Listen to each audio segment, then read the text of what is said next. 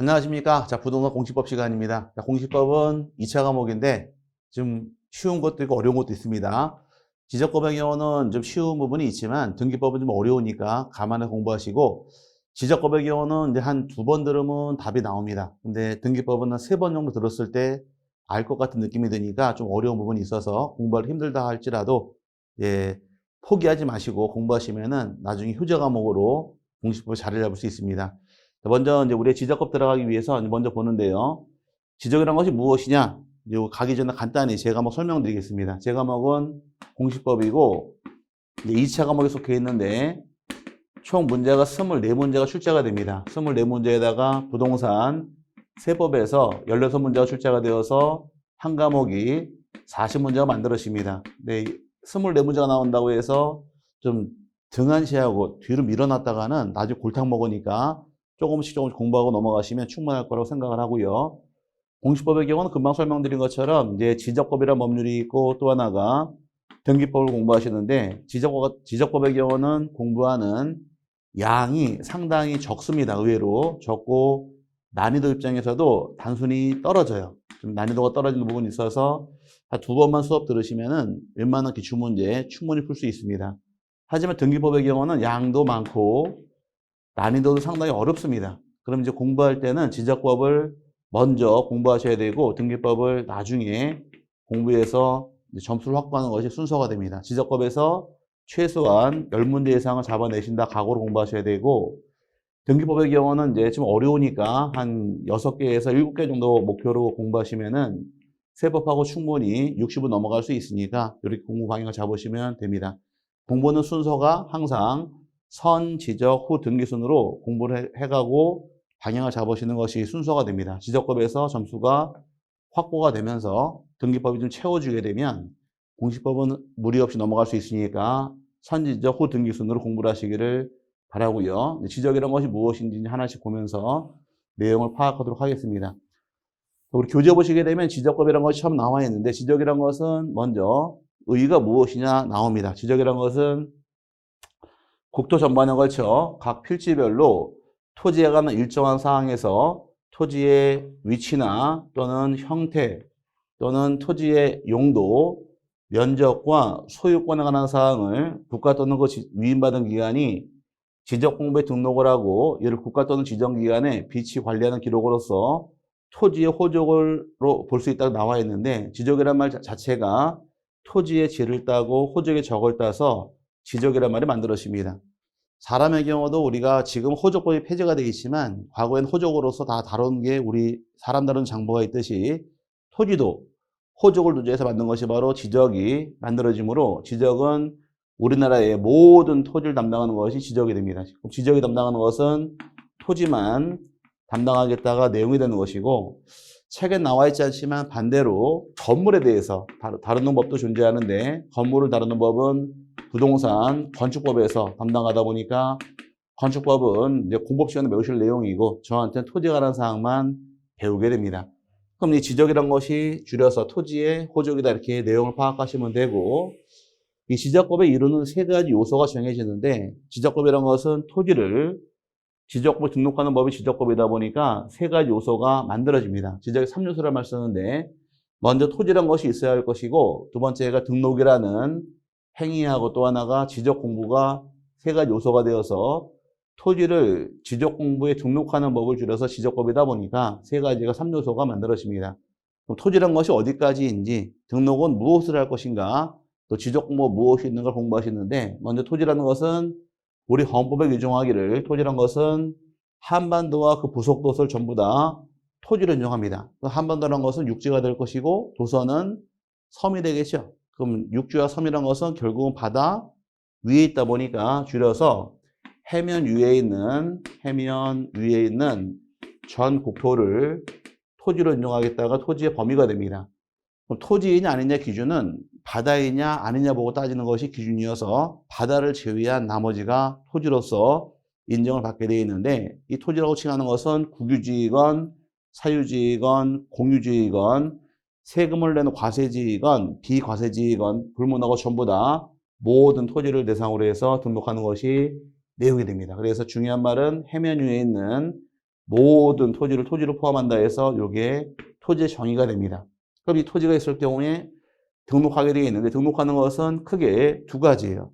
지적이란 것은 이제 토지의 물리적 현황에서 모든 토지에 대해서 필지마다 토지의 소재, 지번, 지목, 면적, 경계 또는 좌표 등을 조사 측량하여 등록하는 것이 방법이 됩니다. 그럼 토지에 관한 사항이 6가지, 소재, 지번, 지목, 면적, 경계, 좌표하고 또 하나 권리사항으로는 소유권에 관한 사항을 등록을 해서 관리하는 것을 지적이라고 표현하는 것이 지적에 등록한 사항이 되는 겁니다. 그래서 토지란 것은 모든 토지이고 등록하는 것은 토지에 관한 사항, 소재, 지번, 지목, 면적, 경계 또는 좌표와 소유권을 등록하는 것을 내용으로 할 것이며 이를 등록하는 장부를 무엇이라고 부르느냐? 그 다음 나오는 것이 바로 지적 공부가 나옵니다.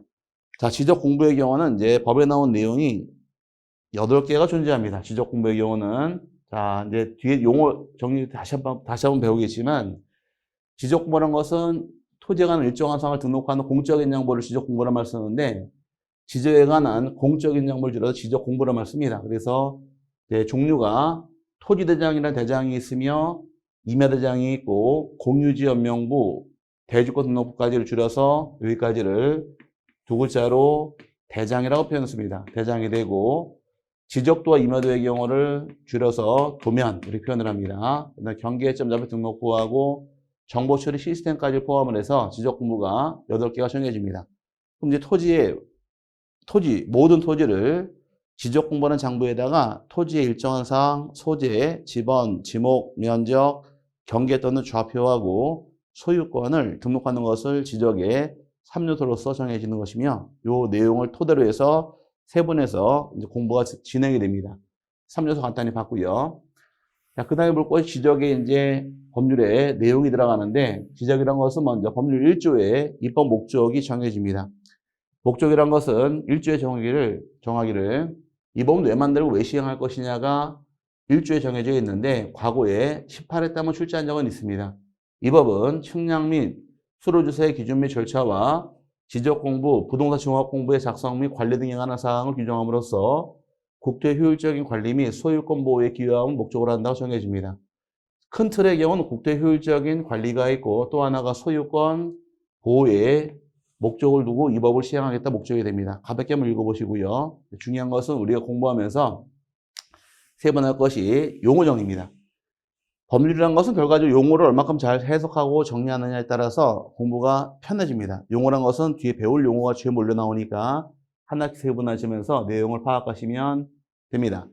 자, 먼저 지적 공부란 것이 나오는데 지적 공부란 것은 8개를 지적 공부라고 부르게 됩니다. 그래서 먼저 토지대장이라는 대장이 있으며 임야대장이 있고 공유지연명부, 대지권 등록부까지를 대장이라는 말 쓰고 지적도와 임야도, 도면 및 경계점 잡혀 등록부 등 지적 측량 등을 통하여 조사된 토지의 표시와 해당 토지의 소유자 등을 기록한 대장 및 도면을 말한다 규정하고 있는데 괄호 안에 정보 처리 시스템을 통하여 기록 저장된 것을 포함한다 해서 전산까지를 포함해서 8개가 지적 공부가 만들어집니다. 지적 공부란 것은 토지대장, 임야대장, 공유지연명부, 대지권 등록부, 지적도와 임야도, 그 다음에 경계점 잡혀 등록부하고 정보 처리 시스템까지 해서 8가지 지적 공부로 칭하는 것이 내용이 됩니다.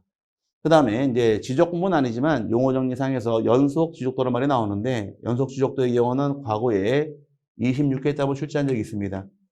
연속 지적도란 것은 지적 측량을 하지 아니하고 전산화된 지적도 및 임야도 파일을 이용하여 도면상 경계점들을 연결하여 작성한 도면으로서 측량에 활용할 수 없는 도면을 말한다. 중요한 말은 측량에 활용할 수 없는 도면을 말한다. 이게 중요한 말인데 이 말 뜻은 뭘 의미하느냐. 만약에 지적도 한 장을 떼봅니다. 한 장을 떼봤더니만은 여기 5번 지적도인데 만약에 14전이나 또 이렇게 나와 있다는 가정해 보자고요.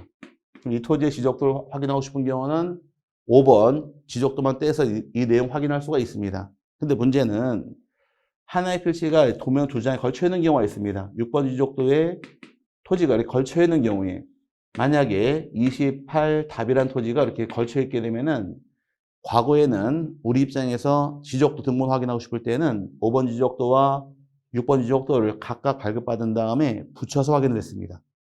같이 떼야 되니까. 근데 지금은 그럴 필요가 없이 이 두 개를 같이 떼줘 버립니다. 이 같이 떼주는 지적도를 뭐라고 부르느냐? 연속 지적도라고 불러요. 그러면 지적도 여러 장 같이 떼주는 경우를 의미하는데 요거 작게 축소가 들어가니까 축소를 해서 한꺼번에 떼주다 보니까 측량이 활용할 수 없도록 제한을 올립니다. 그래서 과거의 기출문제에서 다음 중 지적 측량 대상으로 볼 수 없는 것은 해서 연속 지적도에 의해서 경계봉원 측량을 실시하는 경우란 말이 나와요. 연속 지적도의 경우 측량 활용할 수 없는 도면이니까 한번 출제에 답이 된 적이 있으니까 이 말 잘 파악해서 세분하시기 바랍니다. 자, 그 다음에 부동산 종합 공부란 것은 우리나라가 2014년부터 작성 시작했는데 토지의 표시와 소유자에 관한 사항, 건축물의 표시와 소유자에 관한 사항, 토지의 이용 및 규제에 관한 사항, 부동산의 가격에 관한 사항 등 부동산에 관한 종합 정보를 정보관리 체계를 통하여 기록, 저장한 것을 말한다 해서 이제 토지와 건물에 관계되어 있는 모든 사항을 통합해서 만든 장부가 만들어지는데 이 장부를 부동산 종합 공부라고 불러서 현재 작성 중에 있으니까 제일 좋은 것은 뭘까요? 말로 들어 아는 것보다는 내가 우리 집, 우리 땅에 대해서 한번 떼보게 되면 어떻게 구성하고 있는지 무엇이 나오는가 바로 확인할 수 있으니까 혹시 읍면 동사무소 관리 계시면은 여러분 사시는 토지에 대해서 종합공부만 딱 떼보시게 되면 서식이나 등록할 사항이 무엇인가 다 확인할 수 있는 그런 좋은 점은 있습니다. 한번 떼서 확인하시기를 권장을 드립니다. 그 다음에 또 볼 것이 이제 두 번째 용어가 이거 지워버리고요. 지적소관청이라는 용어가 나오는데, 자, 지적소관청이라는 것은 뜻이 지적사무를 이제 담당하는 소속관청을 지적소관청 그럽니다. 지적소관청이라는 것은 지적공부를 관리하는 특별자치시장, 시장 줄여서 그 다음에 내려와서 군수하고 구청장을 지적소관청이라고 표현하게 됩니다. 그래서 지적소관청은 시장, 군수, 구청장을 지적소관청이라고 불러서 세 명이 만들어집니다. 자, 지적소관청이라고 칭하는 것은 시장이 있고 군수가 있고 구청장을 지적소관청이라고 표현하게 되어 있는데 문제는 이제 시장 같은 경우와 구청장의 차이점이에요. 만약에 하나의 시에 이제 의정부시처럼 의정부라는 시가 있는데 이 시는 구가 없습니다. 구가 없고 이제 요 두 개 시를 비교시키는 거예요. 군수는 뭐 중요한 것이 아니고 가평군 한번 예를 들어보자고요. 경기도 가평군 같은 경우가 있고 또 하나가 이제 시의 경우는 서울특별시 노원구라는 곳도 있고 그 다음에 이제 인천광역시 기양구라는 곳도 있고 그 다음에 세 번째가 성남시 분당구라는 곳도 존재합니다. 이럴 경우에 이제 누가 소관청이냐 범위를 이해하는데 군 같은 경우는 군수 자체가 소관청이 되는 것이니까 가평군은 군수 그대로 뽑아내서 가시면 되고요. 근데 시의 경우는 둘로 세분합니다. 의정부시라는 시는 구가 없는 시가 있고 여기 구가 있는 시가 있습니다. 그 구가 없을 당시에는 시장 자체가 소관청이 되는 것이고 구가 있을 당시에는 누가 소관청이냐 이게 문제인데 서울시 노원구의 경우는 노원구가 소관청이 됩니다. 서울시는 소관청이 아니란 얘기고요. 인천시 기양구의 경우도 기양구가 소관청이 되는 것이며 인천시는 소관청이 제외되고 성남시 분당구 같은 경우 또 서울시는 특별시가 될 것이며 인천시 광역시가 되겠죠. 근데 성남시는 특별시도 광역시도 아닙니다. 구가 있어요. 이런 시를 대도시라고 부르는 겁니다. 대도시 같은 경우는 누가 소관청이 될 것이냐 문제인데 이때는 성남시장이 소관청이 아니라 분당구청장이 소관청이 되어서 이 두 개만 비교하시면 됩니다. 하나의 시에 구가 없을 때에는 시장이 소관청이 되는 것이고 구가 있을 때에는 구청장이 소관청이 되는 것이며 시장은 제외됩니다. 그러면 구가 있는 시의 시장은 소관청에서 제외된다, 포함된다. 제외된다가 되겠죠. 구가 있을 때에는 구청장이 소관청이 되는 것이니까 시장은 소관청에서 제외가 되므로 이게 중요한 말입니다. 구를 두는 시의 시장은 제외한다. 그래서 구가 있는 시의 시장은 구청장이 소관청이 되는 것이고 시장은 제외되니까 이렇게 해서 내용을 파악하시되 여기까지 물어보지 않지만 공부하는 차원에서 지적소관청은 시장, 군수, 구청장을 말한다까지만 세분하시면 됩니다. 자, 그 다음 볼 것이 이제 토지의 표시인데, 토지의 표시는 너무너무 중요하니까 요거는 무조건 암기하시는 것이 내용이에요. 요거 무조건 외우셔야 됩니다. 자, 토지의 표시라는 것은 지적 공부의 토지의 소재, 지번, 지목, 면적, 경계 또는 좌표를 등록한 것을 말한다 해서 토지 표시가 6개를 의미하는데, 뭐 소지, 지면, 경자 어떻게 외워도 상관없습니다. 소지, 지면, 경자 외워도 되고 여러분께서 외워 놓으셔야 돼요. 소지, 지면, 경자에서 이렇게 소, 지, 지면, 경자 이렇게 외우고 넘어가시기 바랍니다. 한번 써먹을 테니까 토지 표시 몇 가지가 있나요? 6가지 있습니다. 소, 지, 지면, 경자 이렇게 6가지를 토지 표시라고 부릅니다. 좀 이따 한번 써먹을게요. 자, 그 다음에 필지란 말이 4번째 용어인데, 필지란 것은 대통령령으로 정하는 바에 따라 구획되는 토지의 등록 단위를 말한다 해서 토지의 단위가 필지가 됩니다. 사람을 셀 때는 어떻게 셀까요? 단위가 1명, 2명, 3명 세고, 그렇죠? 말을 셀 때는 1필, 2필 세는 단위가 있듯이 토지의 단위란 것은 필지가 단위가 됩니다. 토지로서 가장 작은 단위의 토지를 필지라고 불러서 필지보다 작은 토지는 존재하지 않으니까 참고하고 넘어갈 부분이고, 그 다음에 5번째 지번입니다. 지번이라 하면 필지마다 부여하여 지적 공부에 등록한 번호를 말한다 해서 토지마다 붙이는 번호가 지번입니다. 지번은 토지에 붙이는 번호를 지번 이렇게 표현하니까 3번나 넘어가시고요.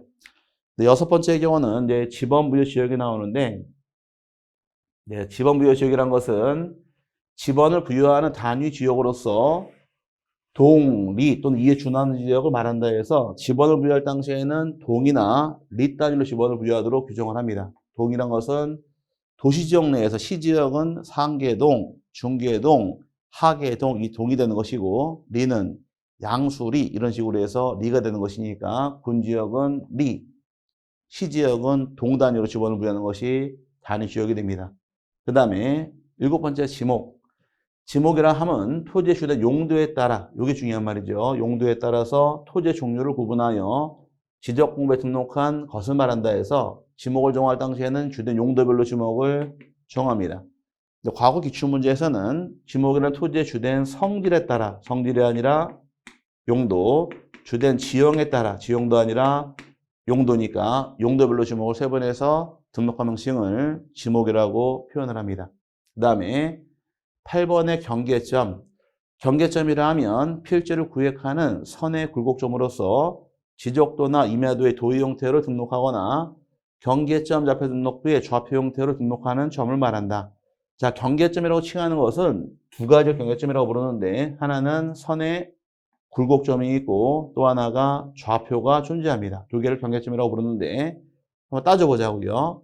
만약에 이제 필지상에서 지적도를 열어보니까 하나의 필지가 이렇게 예쁘장한 토지가 지적도에 등록이 되어 있습니다. 10번 땅 대라고 나와 있을 때 이 토지에 선이 꺾이는 점이 몇 개가 있을까요? 선이 꺾이는 점이 4군데가 있겠죠. 이 4군데를 줄여서 뭐라고 부르느냐? 얘가 선의 굴곡점으로서 표현되는 겁니다. 선의 굴곡점이라는 것은 꺾이는 점을 의미하는 것이다 이렇게 이해하시면 되고, 굴곡점이 4개가 있는데 그럼 이 토지의 경계점은 4개가 있다라고 해서 표현하는 것이며, 또 이 땅을 XY 좌표를 표현하게 되면 좌표 4개 찍어서 이 토지 표현할 수 있게 될 겁니다. 이 좌표도 뭘로 보느냐? 경계점으로 보겠다가 내용이에요. 경계점은 2가지가 존재합니다. 하나는 선의 굴곡점이라는 것이 있고 또 하나가 좌표가 존재한다가 뜻이에요. 이 만든 이유가 있는데, 그럼 경계점을 왜 만들었느냐? 9번째 경계 만들 목적으로 경계점을 만들게 됩니다. 그 경계라 하면 필지별로 경계점들을 직선으로 연결하여 등록한 선을 경계라고 부르는데, 자, 우리 경계라고 칭하는 것은 경계점 이 4개를 연결했을 때 만들어진 선이 만들어집니다. 이 선을 뭐라고 부르느냐? 얘가 경계가 되는 것이고, 마찬가지로 좌표도 경계점입니다. 그 좌표 4개를 연결했을 때 만들어진 이 선이 바로 경계로서 정해지게 되어 있으니까 거꾸로 타고 들어가면 돼요. 자, 경계란 것은 뭘 연결을 시키면 경계가 되느냐? 경계란 것은 경계점을 연결시키면 경계가 만들어지는 것이고, 경계점의 종류는 2가지가 존재하더라. 하나는 선의 굴곡점이 있으며 또 하나가 좌표가 존재한다 해서 이렇게 내용을 파악하시면 말이 쉬워질 겁니다. 자, 다시 경계는 뭘 연결시키면 경계가 만들어지나요? 경계는 경계점을 연결시키면 경계가 만들어지는 것이고, 경계점의 종류란 것은 두 가지가 있더라. 하나는 선의 굴곡점이 있고 또 하나가 좌표가 있다 해서 이렇게 말을 엮어서 보시면 용어가 좀 편안하게 정리가 될 겁니다. 자, 그 다음에 이제 보여야 될 용어 지워버리고요. 10번째 용어의 경우는 이제 면적이라는 말이 나옵니다. 10번째. 자, 면적이라 하면 지적 공부에 등록한 필지의 수평면상 넓이를 말한다 해서 우리나라 지적 같은 경우는 현재 2차원 지적을 실시합니다. 2차원 지적 실시하다 보니까 항상 수평으로만 등록하는 것이 입법 주의가 됩니다. 우리는 3차원 지적 실시하지 않다 보니까 입체란 말이 나올 수가 없고 언제나 수평 면적을 면적으로서 정하게 되어 있으므로 참고하시고요. 그 다음에 11번째가 토지의 이동으로입니다. 토지 이동이란 것은 뜻이 토지의 표시를 새로 정하거나 변경하거나 말소하는 것을 말한다 이렇게 규정하는데, 자, 토지 이동이란 것은 토지의 표시를 새로 정하고 변경, 말소하는 경우를 토지 이동으로입니다. 중요한 것은 새로 정하고 변경하고 말소하는 게 중요한 게 아니라 토지의 표시가 중요한 거예요. 그럼 토지 표시란 것은 어떤 게 있느냐? 아까 제가 한번 써먹겠습니다 했던 게 있습니다. 어떤 게 토지 표시일까요? 그렇죠. 토지의 소재, 지번, 지목, 면적, 경계, 좌표에서 소지, 지면, 경좌 이 6개 중에서 어떤 거 하나라도 새로 정한다거나 변경한다거나 말소하는 것을 토지의 이동으로 합니다.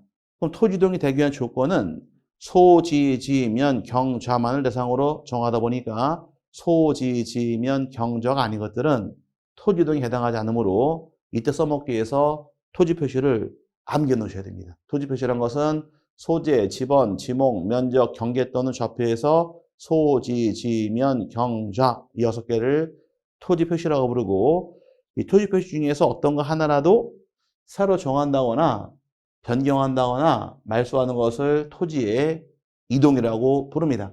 종류 6개가 실려 있는데 먼저 신규 등록 나옵니다. 신규 등록이란 것은 뜻이 새롭게 조성된 토지와 등록이 되어 있지 아니한 토지를 지적공부에 등록하는 것을 말한다 해서 토지를 최초로 등록하는 경우를 신규 등록 부릅니다. 이건 어려운 용어는 아니고요. 두 번째 등록 전환. 이게 조금 어렵고 중요한 부분인데, 등록 전환이라는 것은 말 그대로 등록을 바꿨다가 이 뜻이 등록 전환 뜻이 되는 겁니다. 그럼 등록을 바꿨다는 얘기인데 어떻게 바꿨느냐? 등록은 임야대장 및 임야도에 등록된 토지를 토지대장 지적도로 옮겨 등록하는 걸 말한다 해서 등록을 임야대장 임야도에서 토지대장 지적도 등록을 시작 바꾸는 것을 등록 전환 거랍니다. 우리나라의 모든 토지의 경우는 반드시 가질 장부가 있습니다. 모든 토지의 경우는 토지대장이든 임야대장이든 하나를 반드시 가져야 돼요. 근데 쉽게 얘기해서 종전에 토지가 임야라고 가정했을 경우는 지목이 임야할 경우 임야대장 임야도에 등록되어 있다가 개발 사업을 해서 임야가 대로 지목들이 바뀌는 경우, 대로 바뀌는 경우는 대란 토지는 등록할 장부가 토지대장이랑 지적도가 되니까 등록을 시작 바꾸는 것을 등록 전환 거랍니다. 등록 전환은 장부의 순서가 맞아야 돼요. 순서가 어떻게 바뀌느냐? 임야대장, 임야도에서 토지대장과 지적도로 바뀌는 경우를 등록 전환 거래서 임토지 순으로 바뀌는 것을 등록 전환이라고 부릅니다. 자, 그 다음에 이제 세 번째가 분할이에요. 분할이란 것은 지적 공부에 등록된 하나의 필지를 두 필지 이상으로 나누어 등록하는 것을 말한다 해서 토지를 나누는 것을 말 그대로 분할 그럽니다. 그 다음에 네 번째 합병. 합병이라 하면 지적 공부에 등록된 두 필지 이상의 토지를 하나의 필지로 합하여 등록하는 걸 말한다 해서 합칠 때가 합병이 됩니다. 나눌 때가 분할, 합칠 때가 합병 이렇게 표현하고 넘어가시면 되고요. 그다음에 지목 변경이 나오는데 슬라이드 좀 올리겠습니다. 이제 5번째 용어의 경우는 지목 변경이라는 것은 뜻이 뭘 의미하느냐? 지목 변경이라는 건 지적 공부에 등록된 지목을 다른 지목으로 바꿔 등록하는 걸 말한다 해서 말 그대로 지목 하나 바뀌는 경우를 지목 변경으로 합니다. 그 다음에 이제 6번에 요것도 조금은 중요해요. 자, 축척 변경이라는 것이 나옵니다. 축척 변경이라 하면 지적도에 등록된 경계점에 점물도를 높이기 위하여 작은 축척을 큰 축척으로 변경하여 등록하는 것을 말한다 해서 축척을 변경한다는 얘기는 대상 도면이 지적도만 대상으로 축척을 변경합니다. 지적도만 대상이 될 것이며 임야도란 말은 나오면 안 됩니다. 이게 대상이 아니고요. 지적도에 대해서 축척을 작은 거에서 큰 거로 바꾸는 것을 축척 변경으로 합니다. 그럼 말을 바짝 줄이게 되면 지적도를 작은 거에서 큰 거로 바꾸는 것을 축척 변경이라고 부릅니다. 나중에 요긴하게 써먹을 용어니까 용어 잘 파악해서 세분화하셔야 될 것이고, 그 다음에 이제 지적 측량이라는 용어가 정해집니다.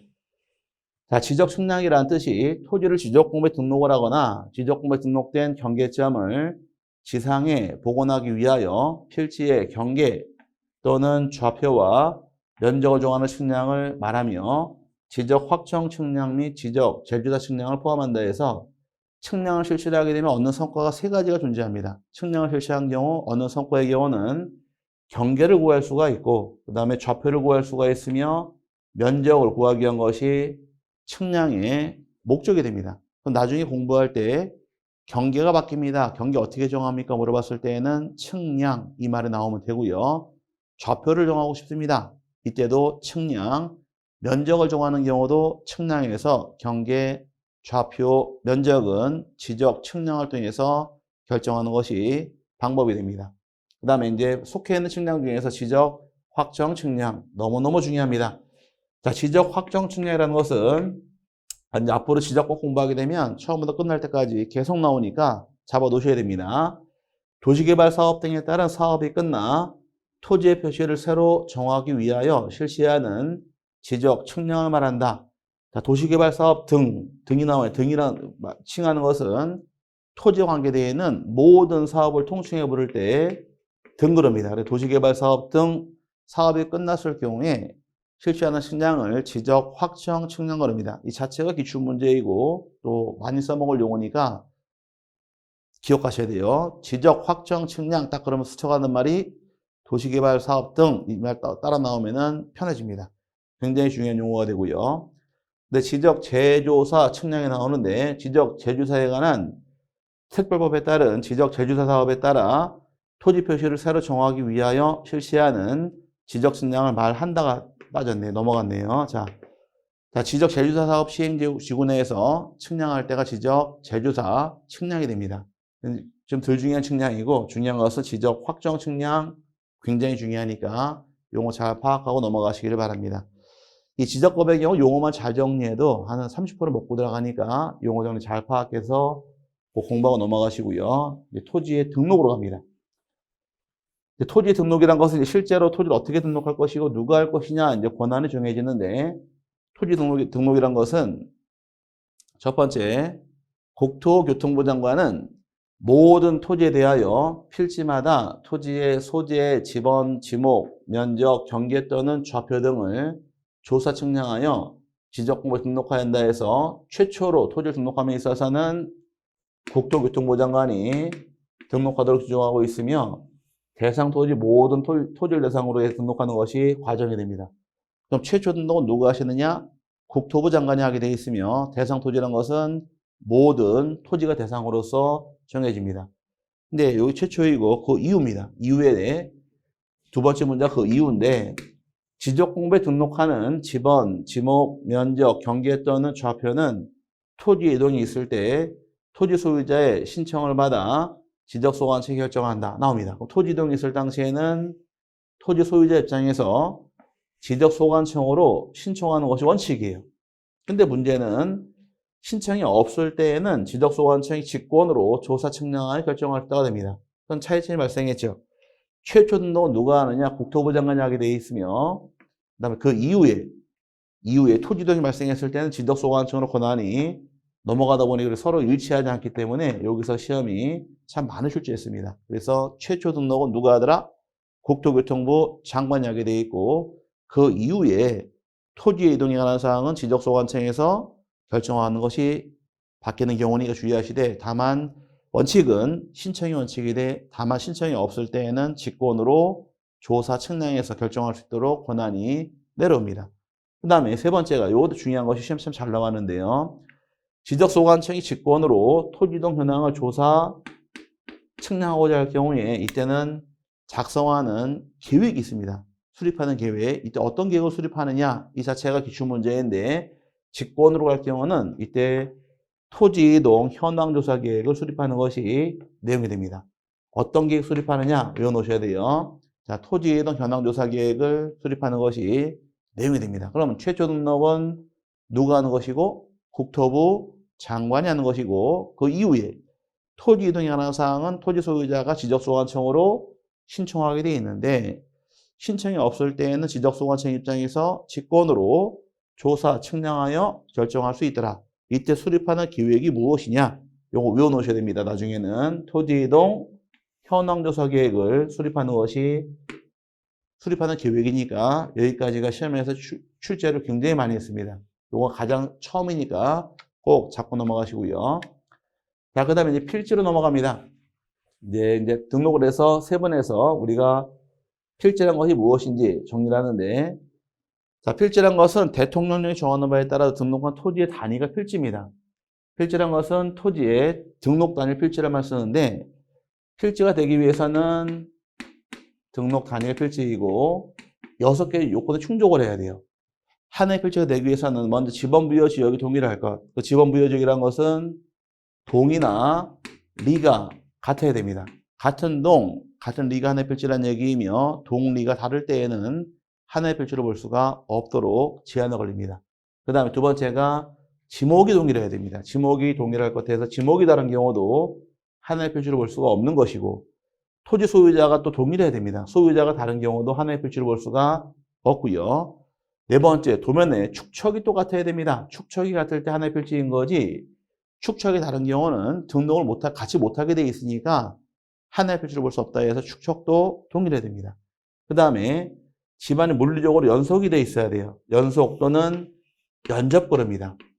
연접하라는 얘기, 붙어 있으라는 얘기입니다. 그래서 하나의 필지로 존재하고 있다가 5번 땅 전이라는 토지가 있다가 이 토지 한가운데로 도로가 뻥 뚫려 버립니다. 도로가 이렇게 개통돼 버리게 되면 이 5번 땅 전이라는 것이 이쪽 토지와 이쪽이 집안이 단절돼 버립니다. 이런 경우 하나의 필지를 볼 수는 없으므로 집안도 연접 또는 연속돼 있어야지만 하나의 필지를 볼 수가 있는 것이며, 여섯 번째 요건의 경우 등기 여부가 또 동일해야 돼요. 등기 여부 동일하는 얘기는 요 말은 질문 한번 해보겠습니다. 등기가 돼 있어야 한다, 돼 있지 않아야 한다. 어떤 말이 맞을까요? 등기가 돼 있어야 한다. 아니다. 등기 안 됐어도 된다. 등기가 돼 있어야 한다. 이게 아닙니다. 등기 여부 동일하는 얘기는 등기가 돼 있으면 돼 있는 것도 하나의 필지라는 얘기이고 등기가 안 돼 있다 할지라도 하나의 필지를 보겠다는 얘기입니다. 하지만 등기된 토지와 미등기 토지를 같이 일필지로 볼 수는 없다 해서 등기된 토지도 하나의 필지이고 미등기도 하나의 필지로 볼 수가 있는데 같이 일필지로 볼 수는 없다가 이 말 뜻이에요. 그래서 미등기도 하나의 필지로 볼 수는 있는 겁니다. 다만 조건이 등기된 거와 미등기를 같이 볼 수는 없다 해서 주의하시기 바랍니다. 이 요건에 충족을 하게 되면 하나의 필지로 인정하겠다가 그 뜻이에요. 근데 문제는 그럼 만약에 이 요건 중에서 지목이 다른 경우에 하나의 필지로 볼 수 있다 없다? 없다가 됩니다. 지목이 동일한 하나의 필지인데 그럼 지목이 다른 경우 하나의 필지로 볼 수가 없는데 지목이 다르지만 하나의 필지를 보기 위해서 만든 토지가 대통령령의 양입지라는 것이 만들어집니다. 양입지라는 것은 또 어떤 토지를 의미하느냐? 양입지가 공부하시면 이 필지가 끝나는데, 자, 양입지라는 것은 뜻이 주된 토지와 용도가 다른 토지로서 주된 토지 편입되는 조그만 종된 토지를 양입지라고 씁니다. 이 말 뜻은 우리가 이제 아파트 단지가 하게 되면 아파트 단지 안에 건물이 쭉 서 있고 단지 내 도로가 있습니다. 아파트 단지 안에 이럴 경우에 여기 지목은 전부 다 대가 됩니다. 대가 되는데 요건 외관상은 분명히 도로예요. 도로인데 요걸 도로로 볼 것이냐 아니면 주된 땅 대 합쳐서 하나로 볼 것이냐 이 문제가 발생합니다. 이 조그만 도로의 경우 도로로 보지 않고 하나의 필지 주된 토지 대에 합쳐버립니다. 합쳐지는 이 조그만 땅을 뭐라고 부르느냐? 얘가 양입지의 뜻이에요. 양입지란 것은 편입되는 조그만 종된 토지를 양입지라고 부르는데 양입지가 되기 위해 조건이 있고 양입 시키는 제한 사유가 만들어집니다. 조건이란 것은 이 조그만 땅은 주된 용도 토지의 편의를 위하여 설치된 도로나 국어 등의 부지가 양입지가 될 수 있다. 이렇게 규정합니다. 도로 같은 경우가 될 수 있고 시골의 논 같은 경우는 조그만 또랑, 국어 같은 경우를 양입지로 처리할 수가 있다가 됩니다. 단 조건이 있어요. 조건은 필히 붙어 있어야 됩니다. 그래서 주된 용도 토지에 접속되어 있거나 둘러싸인 토지로서 용도가 다른 토지일 때 이제 한해 필지를 먹겠다는 얘기입니다. 이건 시험에 내질 않아요. 내는 것은 요게 중요합니다. 양입 제한 사유.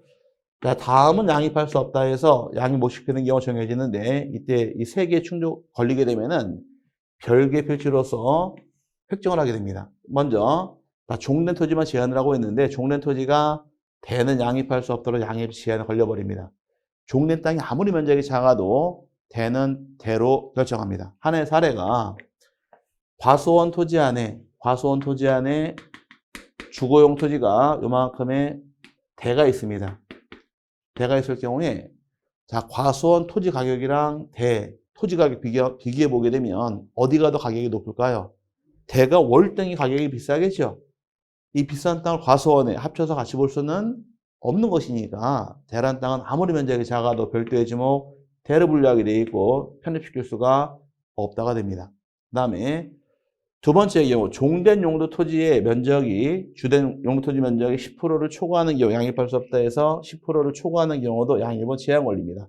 예를 들어서 이 전체 면적 3,000제곱미터라 가정했을 경우에 3,000제곱미터 안에서 이 도로의 면적이 300이 될 수도 있고 300일도 가능하다고 가정을 했을 경우 3,000의 10%가 얼마인가요? 10% 같은 경우는 300이 되겠죠? 300까지는 편입이 되어서 다 대로 인정을 합니다. 하지만 300일 같은 경우는 10%를 초과했으니까 일단 별도의 지목 도로로 분류하게 되어 있고 양입을 허용하지 못하게 됩니다. 그럼 얼마까지 양입시키느냐? 10%까지만 양입이 됩니다. 주된 토지면 3,000제곱미터일 경우는 얼마까지? 300까지고 2,000일 경우는 200까지 1,000일 경우는 100까지만 되기 때문에 10%까지만 양입을 허용하는 것이 범위가 될 것이고 마지막 종된 용도 토지 면적이 독립적으로 330제곱미터를 초과하는 경우도 양입할 수 없다 해서 330까지만 양입이 됩니다. 여기 단위 잘못 나왔죠? 제곱미터인데 330이라는 얘기는 100평을 넘어서는 경우도 하나의 필지로 따로 분류가 들어가서 이 세 개는 외워놓으셔야 돼요. 양입 못 시키는 경우는 조건이 세 가지가 있더라. 하나는 종된 토지가 대인 경우 양입할 수 없다 기억하셔야 되고 대는 면적이 아무리 작아도 대로 분류한다 이 말이 나옵니다. 요거를 잡아놔야지 지목 공부할 때 편해집니다.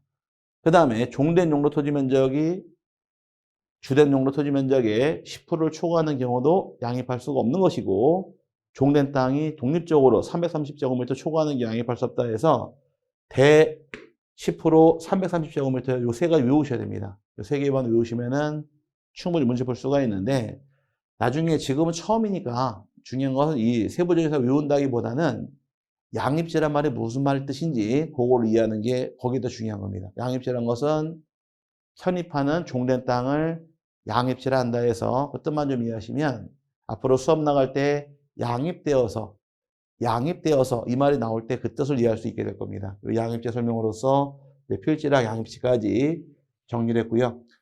자, 이번 시간 여기까지 보도록 하고요. 등록사항에 대해서 지번, 지목, 경계, 면적 등은 다음 시간에 정리하도록 하고요. 이번 시간 여기서 마무리하도록 하겠습니다. 이번 시간도 고생하셨고 다음 시간 뵙겠습니다. 감사합니다.